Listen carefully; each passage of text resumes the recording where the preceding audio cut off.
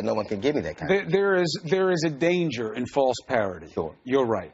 There's statistics going around now that, hey, did you know that more whites get shot by cops than blacks? You know why? You don't adjust for population, and there are a lot of other factors that go into it as well. In fact, I had one guy, I've been researching this like crazy because I'm trying to understand how I can be of value here. It can't stay this way. Sure. And I had a social scientist say to me, hey, you know, this idea that blacks resist more than whites, he's like, you know, to put my hand on it, I don't think that's even true because blacks have such an odd disposition when it comes to police. They feel that they have to acquiesce in a way a lot of whites don't. They feel they can have conversations and pressure.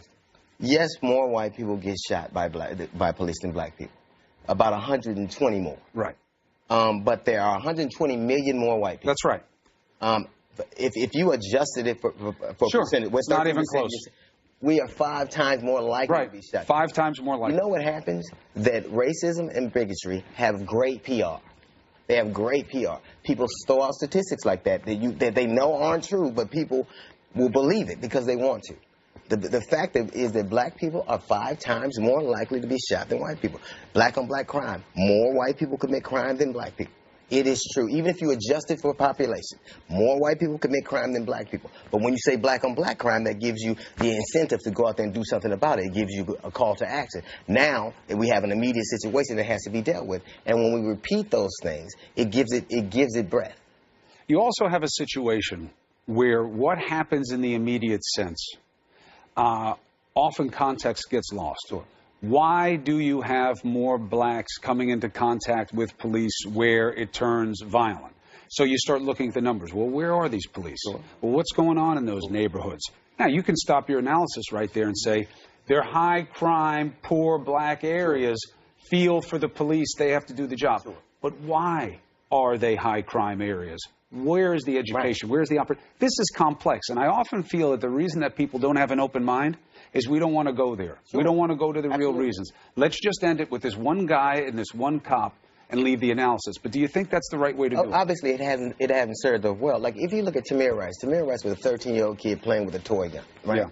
The police officer that shot him was employed by the Independence Police Department and fired because he was out of the academy. Was such a bad police officer, they thought that no amount of training would ever make him a reasonable officer. Then they put that very officer 9 months later in Cleveland, and he killed someone. And society, and we all know this happened, and he's let off, and it's not his fault. You cannot tell me all lives matter when some are treated distinctly different. I can mourn for police officers that are slain, and I can mourn for 2 young black men that were slain. There's no, I don't have a moral dilemma in that. I think that all lives matter is a perversion of what makes Black Lives Matter special. Sure.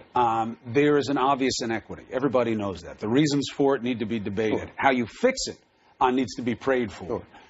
But there's an obvious parity. My question to you is, I want to leave with us on this. 1, I want your promise to continue this conversation. 2, I want you to give me your best sense of how can we get better from where we are? It is a simple, you know, everybody asks that question. Do unto others as you would have them do unto you. I watched the movie A Time to Kill, and at the end he made this great analysis, and he said if she were white, he made the equivalent to her being white. People are treated differently. Biases, police officers have fears and biases. There's no doubt about that, and they're based on any number of things. But if your fears and biases get me killed, and my anger and frustration get you killed, we're going to act human.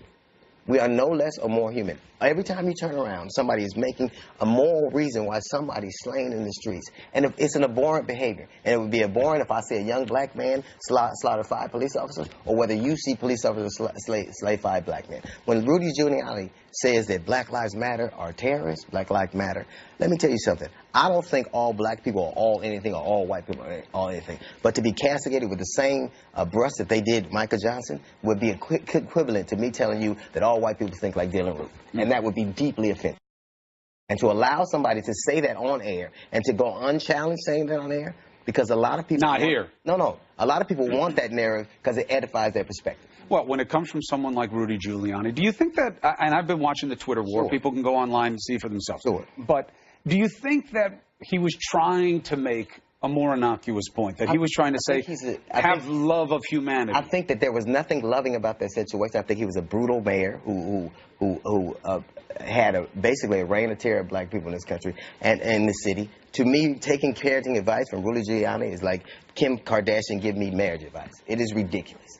It is ridiculous when you have a person who has set over some of the most heinous things that happened to black people in the history of this country, and to say something like that every time somebody says something about injustice, they are the terrorists. MLK would be considered a terrorist. Gandhi was a terrorist. Mandela was a terrorist. And all they were trying to do was fight for for justice. And to me, to have when old white men tell black men how to act, like that's the most ridiculous thing in the world. Like, he'll tell you to tell black people to speak a certain way and act a certain way is no different than telling a woman how to dress so she doesn't get raped. Bush said yesterday, we need to remember our loyalty to humanity. Sure. Obama said we have to have the character to find unity. Sure. D.L. Hughley, I feel you're doing both of those things. Thank you. Thank you for being here to continue the conversation. Well, indeed. Thank you.